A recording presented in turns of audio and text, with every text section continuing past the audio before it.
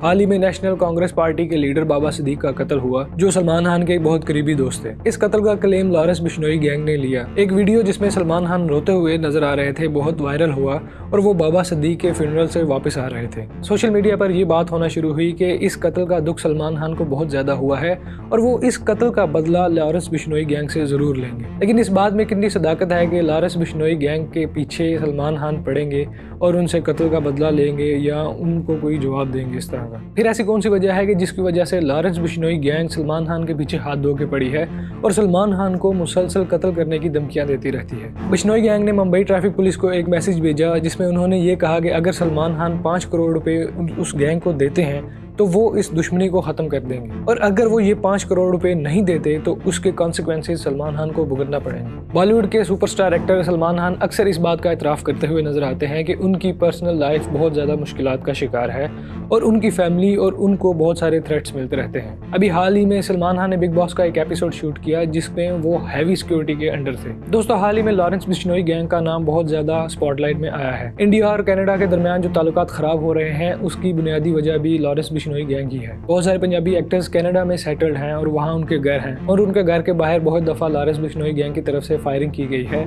और वो खुलेआम इसका एतराफ़ करते हैं। कुछ अर्सा पहले पंजाबी एक्टर और सिंगर गिप्पी गरेवाल के घर के बाहर फायरिंग हुई। इसकी जिम्मेदारी भी लॉरेंस बिश्नोई गैंग ने ही कबूल की। खालिस्तानी मूवमेंट के बहुत बड़े सपोर्टर सुखा दुरेका का भी मर्डर किया गया और इसकी रिस्पॉन्सिबिलिटी भी लॉरेंस बिश्नोई गैंग ने ली। हाल ही में एपी ढिल्लों ने एक गाना शूट किया जिसमें उन्होंने सलमान खान को भी फीचर किया। इसके बाद कनाडा में इनके घर के बाहर भी फायरिंग हुई और इस फायरिंग की जिम्मेदारी भी लॉरेंस बिश्नोई गैंग ने कबूल की। और अभी बिल्कुल हाल ही में एनसीपी के लीडर बाबा सिद्दीक को भी कत्ल कर दिया गया, फिर इसकी जिम्मेदारी भी लॉरेंस बिश्नोई ने ही कबूल की। और इनको कत्ल करने का भी सबसे बड़ा रीज़न यही था कि वो सलमान खान के बहुत करीबी दोस्त थे। बहुत सारे लोग सोशल मीडिया पर लॉरेंस बिश्नोई गैंग को आज के वक्त का दाऊद इब्राहिम गैंग कहता है और बहुत सारे लोग इनको हीरो भी मानते हैं। कुछ लोग ऐसा कहते हैं कि अगर खालिस्तानी मूवमेंट को किसी का डर है तो वो लॉरेंस बिश्नोई गैंग ही है। अगर खालिस्तानी किसी से डरते हैं तो लॉरेंस बिश्नोई से डरते हैं। इनकी टांगें कांपती हैं लॉरेंस बिश्नोई से, क्योंकि इनको पता है कि लॉरेंस बिश्नोई के जो शूटर हैं ये हर जगह हैं, सिर्फ भारत में नहीं है। इससे पहले कि हम लॉरेंस बिश्नोई और उसकी गैंग के बारे में जाने, सबसे बड़ा सवाल ये है कि लॉरेंस बिश्नोई और सलमान खान के दरमियान राइवलरी कहाँ से शुरू हुई और लॉरेंस बिश्नोई क्यों हाथ धो के सलमान खान के पीछे पड़ा है। तो इन दोनों के दरमियान दुश्मनी को समझने के लिए हमें बिश्नोई कबीले की थोड़ी हिस्ट्री देखनी होगी। बिश्नोई कबीले की शुरुआत 1485 में गुरु जम्बेश्वर ने की थी। गुरु जम्बेश्वर जो बिश्नोई कम्युनिटी के फाउंडर हैं वो जानवरों और पौधों से बहुत ज़्यादा लगाव रखते थे। इनका सारा बचपन कुदरती माहौल में ही गुजरा। उन्होंने सारी उम्र पौधों और जानवरों की रक्षा करते करते गुजार दी, यहाँ तक कि उन्होंने ज़िंदगी के 29 कानून भी बनाए जो किसी भी बिश्नोई कबीले के मेंबर के लिए ज़रूरी है फॉलो करना सारी उम्र के लिए। बिश्नोई लफ्ज़ का मतलब भी 29 ही है, यानी 20 और नोई मतलब 9। इन 29 प्रिंसिपल्स के मुताबिक बिश्नोई कबीले का कोई भी मेंबर अपनी सारी उम्र में किसी जानवर को नहीं मार सकता और साल में एक दफ़ा उसको ज़रूर एक पौधा लगाना है। बिश्नोई कबीला इन प्रिंसिपल्स को लेके बहुत ज्यादा सीरियस है, इस हद तक कि वो अपनी जान भी कुर्बान कर देते हैं। 1996 में बिश्नोई मेंबर के एक कबीले निहाल चांद बिश्नोई ने अपनी जान कुर्बान कर दी काले हिरणों को शिकारियों से बचाने के लिए। ये काले हिरण यानी ब्लैक बग्स वही हैं जो सलमान खान और लॉरेंस बिश्नोई गैंग के दरमियान कॉन्फ्लिक्ट का एक बहुत बड़ा पॉइंट है। निहाल चांद बिश्नोई की इस कुर्बानी पर एक अवार्ड विनिंग फिल्म भी बनी। इस फिल्म का नाम भी विलिंग टू सैक्रिफाइस रखा गया। इसी तरह एक और बिश्नोई कबीले के मेंबर अनिल बिश्नोई ने 10,000 ब्लैक बग्स को शिकारियों से बचाया और 200 से ज़ायद केसेस लड़े इन्हीं एनिमल राइट्स के लिए। आज के दिन भी बिश्नोई कम्युनिटी इन कवानीन को लेके बहुत ज़्यादा सख्त है और वो इसमें बहुत ज़्यादा पाबंद और सख्ती बर्ताव करते हैं और इसी बिश्नोई कम्युनिटी के अंदर से लॉरेंस बिश्नोई का भी जन्म होता है। 1998 में सलमान खान पर एक इल्ज़ाम लगा कि उन्होंने हम साथ साथ हैं फिल्म की शूटिंग करते हुए 2 काले हिरणों का शिकार किया। यही वो वाक़या था जिसके बाद सलमान खान के खिलाफ लॉरेंस बिश्नोई खड़े हुए और उन्होंने इनको कत्ल करने का फैसला किया। सलमान खान का करेंगे मारेंगे या जोधपुर में मारेंगे जब पता लग जाएगा इनको। अभी तो मैंने कुछ किया ही नहीं, अभी मतलब इन्वॉल्व कर रहे हैं। बिश्नोई कबीले का मानना है कि सलमान खान को मुक्तिधाम मुकाम पर जाकर माफी मांगनी चाहिए। मुक्तिधाम मुकाम गुरु जम्बेश्वर की फाइनल रेस्टिंग प्लेस है। इस कबीले का मानना है कि जब तक सलमान खान वहां जाकर माफी नहीं मांगते तब तक ये खुद उनको सजा देंगे। दोस्तों, इंडिया में पंजाब या हरियाणा स्टेट में से कोई भी सलमान खान के साथ अगर काम करता है तो लॉरेंस बिश्नोई गैंग की तरफ से उसको कत्ल करने की धमकियां दी जाती हैं। यहाँ तक कि लॉरेंस बिश्नोई गैंग ने खुद भी कहा है कि कोई भी जो सलमान खान के साथ काम करेगा या एंटी नेशनल दाऊद गैंग के साथ मिलकर काम करेगा, वो ये उसको टारगेट करेंगे। हाल ही में नेशनल कांग्रेस पार्टी के लीडर बाबा सिद्दीक का भी कत्ल हुआ और इस कत्ल की रिस्पॉन्सिबिलिटी भी लॉरेंस बिश्नोई गैंग ने ली और इसके पीछे भी यही रीजन दिया जा रहा है कि एनसीपी के लीडर बाबा सिद्दीक सलमान खान के बहुत ज्यादा करीब थे। लेकिन बहुत सारे लोग बिश्नोई गैंग की इस कत्ल की रिस्पॉन्सिबिलिटी को फजूल कह रहे हैं। उनका ये कहना है कि बाबा सिद्दीक का कत्ल लॉरेंस बिश्नोई गैंग ने नहीं किया, बल्कि इनका कत्ल रियल एस्टेट माफिया ने किया है, क्योंकि बाबा सिद्दीक रियल एस्टेट का बिजनेस ही करते थे। दोस्तों, एक नजर डालते हैं लॉरेंस बिश्नोई के ऊपर कि उसने क्राइम की दुनिया में कैसे कदम रखा। शुरू से ही लॉरेंस बिश्नोई पॉलिटिक्स में बहुत ज्यादा इंटरेस्टेड था।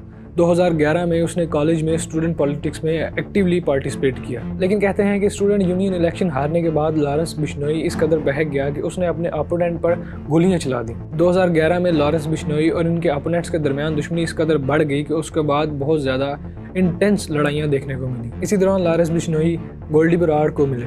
गोल्डी बराड़ वही है जो कनाडा में बैठ के लॉरेंस बिश्नोई के सारे ऑपरेशंस को संभालता है और उनकी क्राइम एक्टिविटीज़ को ऑपरेट करता है। कुछ रिपोर्ट्स ये बताते हैं कि लॉरेंस बिश्नोई के अपोनेंट्स ने इनकी गर्लफ्रेंड को कत्ल कर दिया था, जिसके बाद उन्होंने बदला लेने के बारे में सोचा। इसके बाद इन्होंने बहुत सारे स्टूडेंट लीडर्स को टारगेट किया और उनमें से कुछ लोगों को अलेजेडली कत्ल भी किया। यही वो टाइम था जिसके बाद लॉरेंस बिश्नोई की फुल टाइम एंट्री क्राइम के वर्ल्ड में हो गई। इस इंसिडेंट के बाद लॉरेंस बिश्नोई को जेल हो गई, लेकिन 2 महीने के बाद उनको बेल मिल गई। जेल के इस दौरानिये में उनकी मुलाकात रंजीत धूप से हुई। रंजीत धूप वही है जो आर्म स्मगलर है और बाद में इन्होंने लॉरेंस बिश्नोई गैंग को असला भी स्मगल किया। एक और गैंगस्टर जग्गू भगवानपुरी भी इनको जेल में मिले, जो अलेजेडली ऐसा कहा जाता है कि इनके मेंटोर भी हैं। स्टूडेंट पॉलिटिक्स से निकलकर उन्होंने मेन पॉलिटिक्स में भी एंट्री मारी, जहां पर उन पर ये इल्जाम लगा कि उन्होंने विनिंग कैंडिडेट के भाई को कत्ल करने की कोशिश की है और इसके बाद इनको 6 दिन के लिए जेल भी हुई। जेल से रिलीज होने के बाद ऐसा कहा जाता है कि लॉरेंस बिश्नोई ने अपने ऑपरेशंस को मजीद एक्सपेंड किया। इन्होंने बहुत सारे कारोबारी लोगों, सेलिब्रिटी से भत्ता वसूल करना शुरू किया, यहाँ तक कि इन्होंने राजस्थान के अंदर शराब का बिजनेस भी शुरू किया। जब सिद्धू मूसेवाला का कत्ल हुआ तो पहली दफा Lawrence Bishnoi gang international spotlight में नजर आया। सिद्धू मूसेवाले के कत्ल के पीछे भी लॉरेंस बिश्नोई गैंग को ही बताया जाता है। सिद्धू मूसेवाला के केस में ताहाल अभी तक कोई ऐसी तहकीकात सामने नहीं आई जो इस चीज को प्रूव कर सकें कि लॉरेंस बिश्नोई ने ही इसका कत्ल किया है, लेकिन बहुत सारी अफवाहें यही बताती हैं कि लॉरेंस बिश्नोई ने सिद्धू मूसेवाले का कत्ल करवाया। सिद्धू मूसेवाले के कत्ल ने पूरे इंडिया को हिला के रख दिया और बिश्नोई गैंग को फोरफ्रंट पे लेके आया। लेकिन ये सवाल उठने लगे कि आखिर क्यों सिद्धू मूसेवाले को लॉरेंस बिश्नोई ने कत्ल करवाया। इसके पीछे 2 बड़ी रीजन बताई जाती हैं। एक ये कि सिद्धू मूसेवाला खुद भी एक गैंगस्टर ही थे और वो सीक्रेटली एक गैंग को रन कर रहे थे। बिहाइंड द सीन्स इन दोनों ग्रुपों के दरमियान शदीद किस्म की दुश्मनी थी। दूसरा रीजन जो बताया जाता है वो ये कि सिद्धू मूसेवाला अक्सर अपने गानों में भिंडरावाला का नाम लेते थे। ये वही थे जो सिख मूवमेंट को सपोर्ट करते थे, यानी खालिस्तानी मूवमेंट को सपोर्ट करते थे। एक ये भी बहुत बड़ा रीजन बताया जाता है कि इसी वजह से सिद्धू मूसेवाले का कत्ल लॉरेंस बिश्नोई ने किया, क्योंकि वो अपने आप को एक पेट्रियोटिक बंदा कहता है। इस कत्ल के बाद बिश्नोई गैंग ने ओपनली इस चीज का एतराफ किया और वार्न किया कि कोई भी सिद्धू मूसेवाला जैसा बिहेवियर रखेगा तो उसके साथ भी ऐसा ही किया जाएगा। हाल ही में कनाडा की पुलिस की तरफ से एक रिपोर्ट सामने आई जिसमें इस चीज का दावा किया गया था कि लॉरेंस बिश्नोई गैंग को इंडियन एजेंट सपोर्ट कर रहे हैं और कनाडा के अंदर जितने भी क्राइम हो रहे हैं, जितने भी कत्ल हुए हैं या फायरिंग हुई है, उसके पीछे लॉरेंस बिश्नोई और इंडियन गवर्नमेंट का हाथ है। तो इसमें ये सवाल सामने आता है कि क्या वाकई इंडियन गवर्नमेंट लॉरेंस बिश्नोई जैसी गैंग को सपोर्ट कर रही है सिर्फ इस वजह से कि वो खालिस्तानी मूवमेंट को टैकल कर सके। एक चीज तो साफ नजर आती है कि इंडियन गवर्नमेंट भी खालिस्तानी मूवमेंट के खिलाफ हर वक्त ऑपरेशंस करती रहती है और सीक्रेट तरीके से अपने एजेंट्स उनको मॉनिटर करने के लिए भेजती रहती है। दूसरी तरफ लॉरेंस बिश्नोई भी इस चीज का एतराफ करता है कि वो एक पैट्रियोटिक बंदा है